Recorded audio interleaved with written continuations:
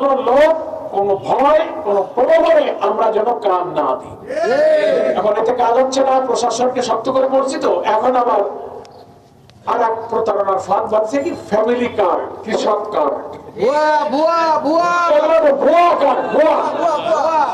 আমি প্রধান নির্বাচন কমিশনারকে, সচিবকে ওই উত্তরবঙ্গ এলাকায় কার্ড বিলি করতেছে, তার ভিডিও করে আমি পাঠালাম যে এটা কি নির্বাচনী আচরণবিধি লঙ্ঘন। আপনি নির্বাচন আচরণবিধিতে বলেছেন নির্বাচনের আগে কোন প্রার্থী, কোন দল জনগণকে কোন অনুদান দিতে পারবে না, কোন প্রতিশ্রুতি দিতে পারবে না।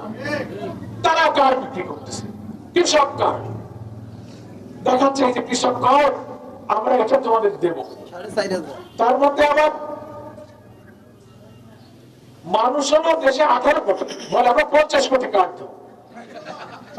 তার মানে মিথ্যে কথাও তো ডক করে পচিয়ে, তাও সে পচে করতেছে। বুয়া কাকে বলে? মিথ্যে কথা পচিয়ে তো জড়ায় যাচ্ছে। মানুষ 50 কোটি, কার্ড কি করে মানুষ 18 কোটি দেবে 50 কোটি। আচ্ছা কোন কার্ডে কত পাওয়া যাবে তাও 4 রকম বলতেছে। একজন বলতেছে 4,000, কেউ কয় 21,000, 20,000, কেউ কয় না চাল, গম, তেল, চিনি, রেশন পাওয়া।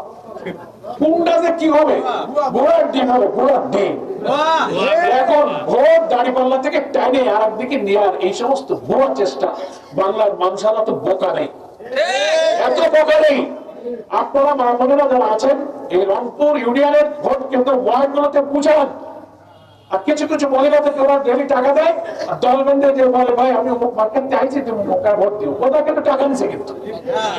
আর আপনাদের মিটিং এ আইছেন, আমাদের কি টাকা দিছি আমরা?